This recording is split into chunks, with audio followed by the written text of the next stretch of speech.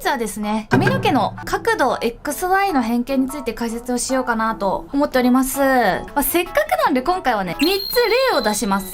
まず上級者。これがなんか私が今ずっと作ってるめぐちゃんなんですけど、初心者だったら多分こう作るだろうなっていう例と、中級者さんだったらこういう風に作るだろうなっていう例と、私だったらこう作るだろうなっていう例、3つ用意しました。この中級者と初心者が作るのが間に合わなくてちょっと遅れちゃった。ごめんなさい。初心者はライブ 2D の基本的な使い方、モデリングの仕方は分かっていて、あと一歩進みたいという状態ですね。で、中級者さんはもう、いわゆる低コストモデルとかだったら全然依頼取れます。ただ、まださらにもう一歩目指したいけどどうしたらいいんだろうっていう状態。で、上級者は本当に企業の依頼とかそういうのも全然受けられるレベルまで行くとこんな感じだよっていうのをね、お伝えしますね。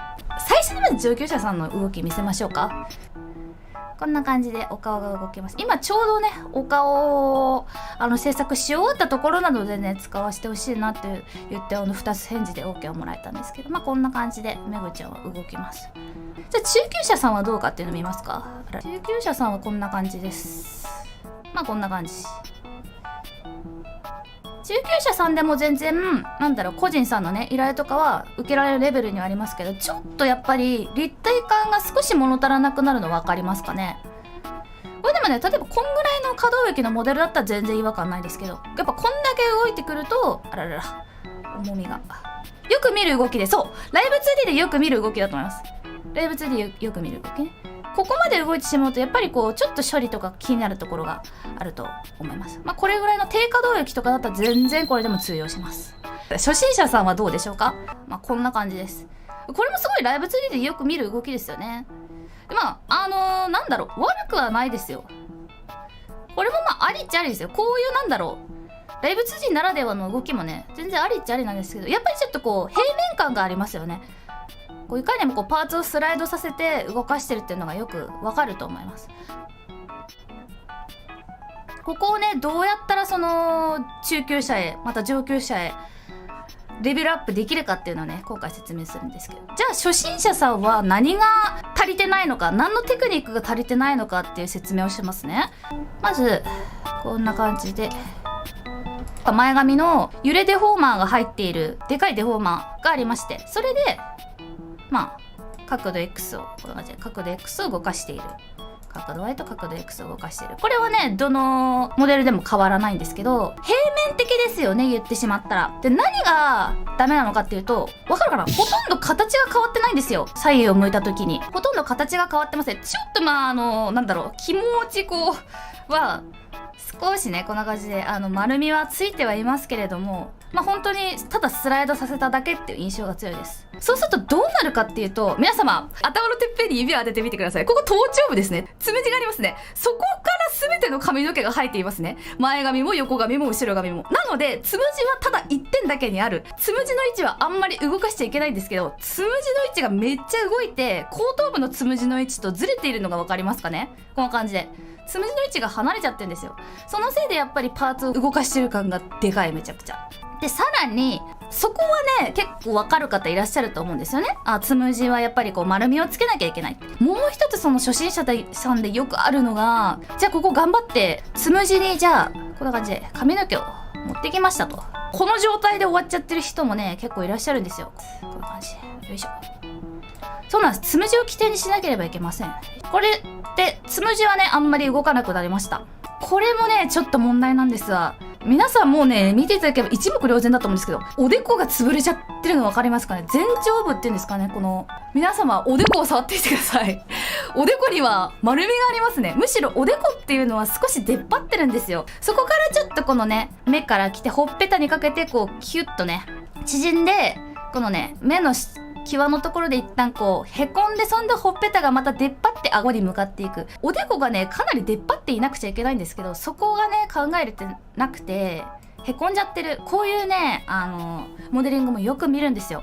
これ何が原因かって、多分ね、私そうじゃないかなって思うのがあって、デフォーマーがね、最初デフォルトの段階だと2分割なんですね。でじゃあその状態でこうやって動かしちゃうと、ここの真ん中の部分が規定になっちゃって、おでこのところからまっすぐね曲がっちゃうんですよ。これが良くない。じゃあどうすればいいか。まあ一つはこんな感じで、こんな感じでこのねベジ直線のこの緑色のバーをね動かして、ベジ曲線だった、ベジ曲線のねバーを動かして、こんな感じでベジハンドル動かして、こんな感じで丸みをつけてやる。こんな感じね。そう、ここがねやっぱりそのベジハンドルとかのね使い方をねあまりまだ理解していないとなかなか分かりづらい点である。これだけでもまあだいぶ良くなりましたよね。そもそもの話としてぶっちゃけこのベジ分割 2×2 だとちょっと厳しいです。私はねだいたい4にしちゃってる。これでここの部分もねこうやって動かしてます。こんな感じでこうこれでねだいぶ動かし方簡単になる感じで、ほらここがまっすぐになっちゃってですよ。これが良くない。ここをこんな感じで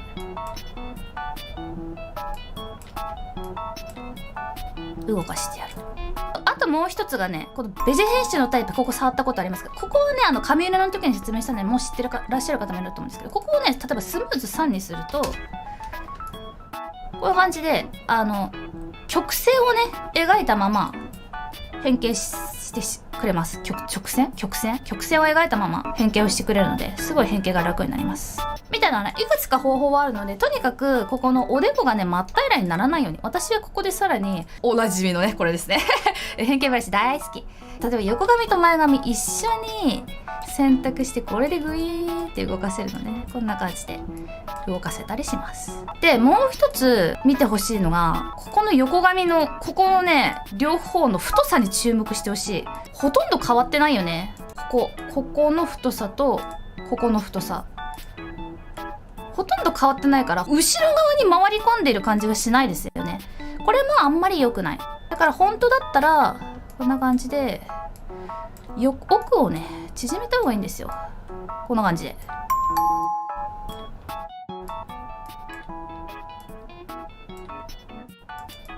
これだけでもだいぶ立体感変わると思いません？髪の毛はですね、この奥に向かうほどね、皆さんは円柱とかを思えばよくわかると思うんですけど、奥に行けば行くほどこの長さっていうのは短く見えるものなんですよ、正面からは。ここの太さがね変わらないとやっぱちょっと違和感がある。髪の毛はねこの前髪は頭蓋骨に沿って回り込んでいるはずなので、ここのね太さを変える。私だったらここのこっち側もちょっとねちょっとだけこう太くしたりみたいな、こんな感じでこのわかるかな、おでこのここの丸みが全然違うと思いませんか？こっち何もしてないこっちと比べると全然立体感が変わるでしょ。これだけなんですよ。これだけなんですけど、これだけでも全然変わります。デフォーマーって動きの判定はあまり良くないんでしたっけ？いいよ全然して、これで動きの判定していいよ。ただねちょっとね、例えばなんですけど、このねめぐちゃんの髪の毛ってちょっと左右非対称じゃないですか。そうなってくるとこうやって反対側向かした時にちょっと変な動きをする場合があるので、微調整が必要な場合もある。私は基本的に動きの判定しながら使ってますよ。最初と比べるとかなり動きが良くなったと思います。これが角度 X の動き。じゃあ Y の動きはどうか。これ Y の動きもちょっと初心者さんが陥りがちな動きにしてあります。こうですと、こんな感じ。上に行くから髪の毛をちょっと縮めようみたいなことはしてるんですよ。こんな感じで。こんな感じで。髪の毛は縮めてます。こんな感じで。ただ後頭部と前髪の関係がほとんど変わってないんですね。そうなんです。後頭部がですね変わってないんですよ。後頭部の関係が変わってないどころかちょっとずれちゃってるのか分かりますかね。やっぱ上を向いた時っていうのは後頭部はね下げた方がいいんですよね。そう、これでどうしてもね平面っぽく見えちゃう。これでじゃあこうやって下げるだけでも変わります。こう下げるだけでもちょっと変わるでしょ。基本的に手前にあるものの方がよく動いて、奥にあるものの方があまり動かない。で、なんていうかな、手前にあるものとは反対方向に動くって考えるといいです。手前のね顔とか前髪とかが上に向いたら後頭部は反対に後ろに行くと。でもう一つこれ、この顔のね目のあたりをよく見ててほしい。すごいこう前髪が滑ってるの分かるかな。こんな感じで。これなんでかっていうと、これね、目の私の、これ顔はね、もう私が普段動かしてるのと全く変えてないから、顔はすごい綺麗に変形されてるんですけど、目を見ていただければ分かるんですけど、こんな感じで上向きにアーチ、弧を描いてるんですけど、前髪はそのまんまなんですね。こんな感じ。これがあまりよろしくない。上下に動かすときはやっぱりアーチを描かなきゃいけない。丸いんでね、頭って丸いんで、こういう感じでアーチを描かなきゃいけない。ズラになっちまった。そうなんだよね。綺麗に動かせないとね、ズラ感が出るんですよ。やっぱり生えてないからさ、頭頂部から生えてないからずれてるから、ズラ感がすごいんですよ。そう、だからズラ感をね、皆さんはちゃんと可愛いこのモデルにちゃんと髪の毛を生やしてあげるためにね、立体感をつけましょうって話なんですね。よいしょ。こんな感じですね。ほら、これでわかるかな。おでこに乗ってる感が出るでしょ。おでこに乗って上に向いている感。アーチをつけるとこんな感じですよ。横髪ね、結構左右でデフォーマー分けてる人いるんですけど、私分けてないっす。分けない方がうまくいくと思うんですよね。こんな感じですよ。こんな感じ。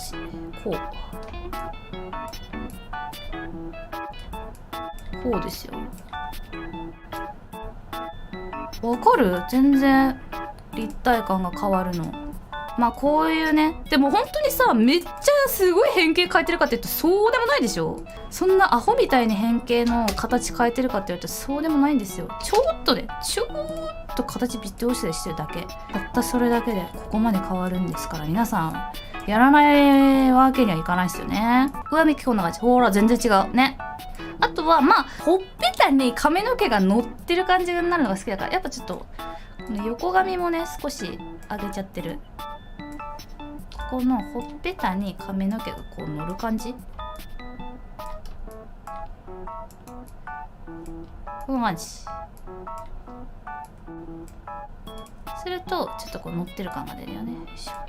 上向きはね割となんだろう、顔のね曲面に沿って変形させていけばいいから割と簡単。難しいのは下向きね。これね、下向きマジでただずらしてるだけ、結構ずらしてるだけの方多いと思います。私も昔そうでした。でもそれだとねやっぱり平面感が出ますよね。ここの髪もまあアーチつけた方がいいですよ。少し下を向くとやっぱこのつむじの部分がすごいよく見えますよね。正面の時はほとんど見えてなかった上の部分っていうのはよく見えるようになるんですよ。なんで上がよく見えるように変形させてやる。こんな感じで上がねよく見えるように変形させてやる。こうです。こんな感じで適宜ねこのベジェ曲線のベジ分割図、これをねこの緑色の点の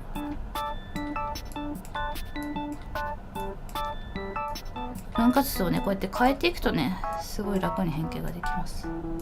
こんな感じで、ここの横の髪もまあこんな感じですわ。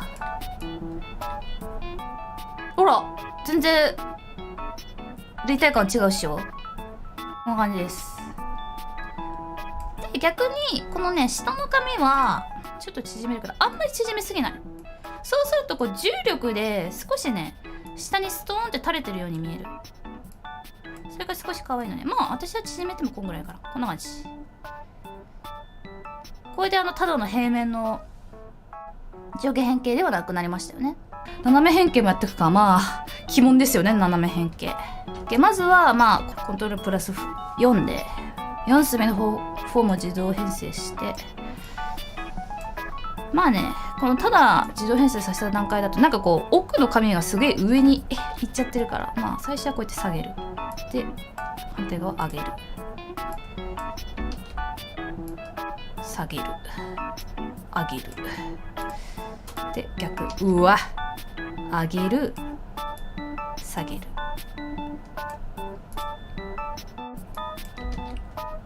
上げる、下げる。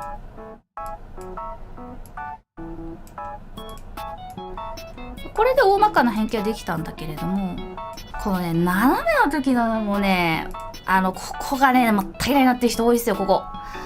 ここね、ちょっとここ膨らましてあげた方が可愛いですよ。どうしてもやっぱなんかこの斜めになる時に引き伸ばされるから、ここがね、斜め、まっすぐになっちゃって、ここをちゃんと丸くしてあげると可愛いよっていう感じ。ここがね、まっすぐになってるとやっぱ違和感あるから、やっぱこういう時に使えるのは変形ブラシなんで、私はよく使って。ここもほらまっすぐでしょ。どうしてもやっぱこう斜め向いた時にどうしてもその掛け合わせだけではねうまくいかない場合があるから、最初よりは全然良くなったよね。そんでちょっと気づいた方いるかな。どうしてもさ、この上下を向いた時に横をこうやって動かすとちょっと動きがバウンドしちゃってるの分かる？ちょっとカクつく。そういう時私おすすめなのが角度 X に拡張補完を入れる。まあこれもノートで言ったことあるけど、拡張補完で私点はね3つ入れてます。ちょっと5つだと多すぎるから3つ入れてます。これはね、この動きをなんつうのかな、動きを補完してくれるんですよ。ここの動きを曲線上に補完してくれるから動きがすごい滑らかになります。まあこんな感じで、まあこんな感じですわ。ただまあ前髪と横髪は綺麗ですけど、後ろ髪がついてきてないですねこれはねちょっとね初心者さんには難しい。横髪と前髪はまだいいんですけど、後ろ髪の調整ってすごい難しいんですよ。なんでちょっとここから中級編の話をしていきますね。で中級編のね、中級はほらこんな感じで、さっき話したこのデフォーマーの変形はすごいしっかりできている方のお話です。後ろ髪もねちゃんと頑張って動かしてるんですよ。これ本当だ、こうなんだろう申し訳程度にお下げじゃないや、お団子を動かしてますけど、後ろのこういう結び目とかが一切ついてきてないですね。まあなんかこうパッと見で脳がね騙されて錯覚みたいな感じで動いてるようには見えますけど、やっぱりよーく見ると違和感がある。ここはすごい綺麗に動いてますよね、横の髪は。こんな感じ。難しいのがですね、反対側ですね。つまりこの元々あったパーツだけだとどうしても無理な場合がある。こんな感じ。ここね頑張ってこうやって動かしてると思うんだけど、どうしてもここの影がブワーって突然現れるのがね、どうしてもそこだけが治ってない。こっちの動きはすごい綺麗に見えるよね。こんな感じ。こうやっぱりこっち側がねちょっと申し訳程度に動かしてみてはいるけど、やっぱりこの隙間が気になる。こういうモデルやっぱ結構よく見るんですよ。前髪と横髪まではすごい綺麗に動かせてるんだけど、やっぱ後ろ髪がついてきてない。後ろ髪がついてこれてない。こういうモデルすごいよく見ます。でまあこれでもね全然私はさやっぱモデラーだから後ろ髪とかめっちゃカッて見てるから気になっちゃったりするけど、一般のねVTuber を例えば見てらっしゃる方がめちゃくちゃ気になるかって言われたら多分そうじゃないから、これもありっちゃありなんですよ。こんだけしか動かなかったらそんな気にならないから、低可動域モデルだったら全く問題ない。ただやっぱりガーって向いた時にすごい影が見えてしまう、そういうモデリングにはなってしまっている。上級編見てみましょうか。中級者編が全然なんか中間だからあんまり説明できてないけど、まあ初心者のさっきのこの変形をちゃんとしたら中級者になれるよって話で、やっぱ中級者さんそれだけではちょっとできない部分がある。じゃあ上級者はどこが違うか。上級者こんな感じ。わかる？横髪がちゃんとあるんですわ。上級者さんもう完全に後ろ髪がくるくるくるくる回り込んでるのが分かりますかね。これがまあちょっと色めぐとあとピロリキン先生にもねいろいろ相談しながら、全然違いますよねやっぱり。じゃあこれをどうやって作ってるかってかなりね無理やりいろいろしてます。そうなんです、書き足しですね。こっち側見てみましょうか。こっち側はあんまり書き足してないです。どうしてるかっていうと、まずね初心者さんだとまあ何もしてないですね。こんな感じで、中級者さんだったらまあそのまま動かすんだったら、まあ、こんな感じでね、まずこの影に沿って無理やりいっぱい点を打って、このねデフォーマーとかも使いつつ、デフォーマーでこんな感じで引き伸ばしてる感じ。こうです。これぐらいだったら割と書き足しとかなくてもできるから全然いけると思う。じゃあ上級者、私が何をしたかっていうと、もうアートメッシュですよ。アートメッシュを一から動かしました。こんな感じで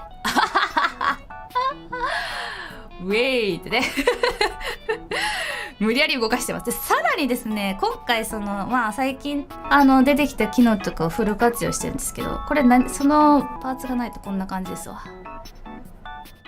パーツがあるとこうちょっと明るくなってんの分かる？ここがこれ何をしたかっていうと、よいしょ、こんな感じで少しね髪の色が明るい同じパーツを用意しました。これを書き足してるんじゃなくて、ここのスクリーン色、これでちょっとね暗めの色を入れると少し明るくなります、元の色より。でそれにマスクでこのなんつうのかな、やっぱさ横のここの髪がすごい明るいからさ、そことのつなぎ目をしっかりしないとちょっと不自然じゃないですか。こんな感じでちょっとやっぱりこう横髪と後ろ髪前と奥ってなっちゃうから、そこをシームレスにつなげるためにちょっとこの側面だけ明るくしてみたしてみましたっていうのをちょっと使ってますね。そういうテクニックを使うことでこう丸みが少し出ている。このお団子とかもね全部動かしてます。例えば初心者さんだとまあ動かしてるだけでこんな感じ。中級者さんはねそれに合わせてこの結び目とかも動かしてるけど、わかるかな、このくるくるってなってるところ、ここはそのままスライドさせてるだけ。こんな感じ。私はここも全部立体感をつけてます。こんな感じでこうです。こう立体感ありますね。これねマジでピロリ菌先生がですねたくさん分けてくださって、ちゃんとですね手前と奥で分かれてるんです。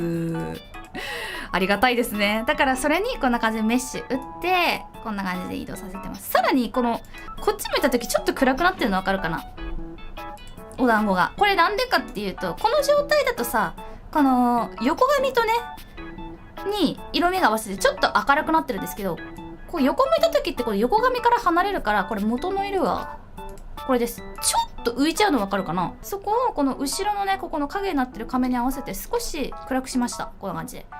これでなんだろう、ちゃんとここにあるよっていうのが分かりやすくなったと思います。みたいなのがこのスクリーン色上山色で簡単にできるようになったのマジでありがたい。マジで本当に 4.2 キュビズム 4.2 様々です。リボンとかもそれに合わせてこんな感じで立体感をつけてます。これもね全部アートメッシュでつけてる。もう最近ねあれですよ、前回お伝えしたブレンドシェイプが強すぎてですね、私もうデフォーマー使わなくなっちゃった。こんな感じ揺れは全部このねなんだっけブレンドシェイプでつけて、そんで角度 XY にアートメッシュ直接点打ってみたいな感じになっちゃって、私作り方がまるっきり変わっちゃったんですけど、今こんな感じで作ってます。ここまで目指すのでも全然十分。ただそれ以上目指してそのバリバリの大企業大手の事務所の依頼とか受けたかったらこういうのができるとやっぱ一目置かれるよねっていう話ですね。反対側はじゃあどうしてるか。ここはやっぱりさっきも言ったけど元からあるパーツだけじゃ難しかったので、ピロリ菌さんにね大丈夫ですかって聞いた上で書き足しました完全に一から書き足しました。こんな感じでこれはやっぱりイラスト描ける人がすごい有利になっちゃうんですけど、書き足しのパーツを作りましてですね。でこれをまずこの状態、私どうやってやるかっていうと、この状態で一旦ここの画像書き出しをします。ここでこうやってで画像書き出しをして、それをフォトショップに持っていって、そしてそこに塗りって新しいパーツを作って、でそれを持ってきます。こんな感じで、これはここの正面がデフォルトの状態でこんな感じで縮める、キュッて縮めます。こんな感じ。ここに真ん中に1個点が打ってあるの分かりますかね。この中間地点で 100% になるようにしてます。正面向きの時は0。やっぱりなんだろうな、私の吟味としてやっぱその原画が正義、元のイラストレーターさんが描かれた正面絵が正義だから、そこはあんまり変えたくないわけだから、その時は表示させないようにする。この状態が一番可愛いから。だからその状態からちょっと横向いた時に透明度でねここが切り替わりで出てきます。こんな感じで、他にも例えばここのね横の髪の毛元だとこんな感じなんですよ。後ろに隠れてるから暗いんだけど、ここも書き足してこんな感じで横に向いた時に明るくなるようにしてます。こんな感じ。こんな感じ。上下を向いた時も暴れる。このつむじも書き足させていただきました。これもやっぱ上向くときは 0% でゆっくりと表示されていく。でなんかこのやっぱさオンオフってさ結構なんか違和感あるかなって思うけど、意外とねこうやってシンプルスに変わるとあんまりわかんないんだよね。いい感じに見えるんですよ。これはそうね、私は絵は描きますけど、もう自分で絵描きたくくない人間で、もうこんなね神絵師のイラストを動かさせていただいて本当にありがとうございますなんですけど、でもなんかこれねパーツ作るときはね相談しながら作らせていただいたりとかしてますけど、絵もね本当に全部自分でパパパパって描けちゃう人だったらこういうのささっと付け足せるんで、まあ確かに最強だったりはしますね。もしね描けない場合でも、例えばなんですけど、私よくあるのがやっぱそのイラストレーターさんの意思を尊重したいので、まず自分でこうやって書き足すんですよ。暫定的にこうやってこことこここうやって書き足しましたと。でその動画を送って、こういう風にここのパーツ書き足しましたと、こんな感じでパーツ作りましたと、こことここ書き足しましたと。でイラストレーターさんがご自分で加筆していただけたら、私がそれと差し替えますと。でもちろんそれで気にならないっていうイラストレーターさんもいますし、自分で書き足したいっていう方もいらっしゃいます。もちろんでそういう時はそのイラストレーターさんが加筆したやつを送ってくださって、でそれを差し替えてます。だから例えば書けない方でもイラストレーターさんと相談して、そうやって加筆していただくこともね可能です。もちろんそうそんな感じでやっております。これができるとね、やっぱこの髪の毛の立体が全然変わりますよ。あとね、細かいところだから皆さんあんまり気づいてないと思うんですけど、これねこの初級編と中級編ではこのなんてエアインテークっていうのかな、私にもあるんだけど、ここにこう影ができてくるんってここがちょっと丸くなってる、カードキャプターさくらちゃんとかにあるここ見てってほしい。ここがそのまんまです。初心者編と中級者編では。上級者編でわかる？ちょっと形が変わってんの。こことかも実はね細かくアートメッシュに点打って動かしてます。こんな感じでそれぞれで分けてるんですね。後ろと奥でこんな感じ。ここを分けることで立体感出ますよね。上下の時とかもそう回り込み、こういうね細かい、やっぱ神は細部に宿るんでね、こういうところもこんな感じですわ。やっぱこう立体感が違いますよね。あとは例えばこういうちょっと跳ねてて、よく色が別だったりメッシュが入ってる方とか、あとアホ毛とかねみたいなのね、こう一房だけねすごいくるんってなってたりすると、私はそれをちょっと多めに動かします。こんな感じでちょっとこう別のデフォーマーを作ってちょっと多めに動かしたりしてます。下の影はあんまり動かしてない。そうすることでこの前後感が分かって、ここの跳ねた髪だけすごいこうピヨーンって手前に跳ねてるのが分かりますかね。こういうのがあるだけですごい立体感が出ますよね。前後感が出る。それがないとこんな感じ。これでも可愛いですけどね。中級者編だとこんな感じ。これでも可愛いですけど、ここにこういう立体感が加わるとこんな感じ。こことかも実はね全部分けてて、横向いた時にねここがすごい前面だからちょっと縮めるんだけど、ここは逆によく見えるようにみたいな。あとここの裏側とか表側とかもね、ここをパーツ分けするといいっていう説明は前々回のパーツ分けの時に言ったと思うんですけど、まさに今回それを活用してます。こんな感じ。やっぱそれがあるとね全然立体感が変わると思うんですよ。だからライブ 2D で大事なのは動いた時の見栄え、そこが結構大事だから、止めた状態で見るとね3者そんなに変わらないように見えると思うんですよ。こんな感じで、特に横髪とかは何が違うのみたいな感じでしょ。こんな感じで。ただやっぱり動くと横髪のこの立体感とか比べてみても、初級者と中級者だとやっぱ全然違うように見えるよね。こういう動いた時の立体感っていうのを私はすごい大事にしてます。